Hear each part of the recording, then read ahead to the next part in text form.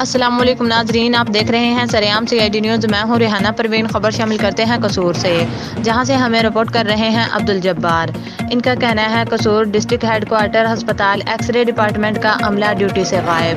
District head quarter ہسپتال میں X ray کروانے کے لیے آنے والے مریضوں کو شدید مشکلات کا سامنا۔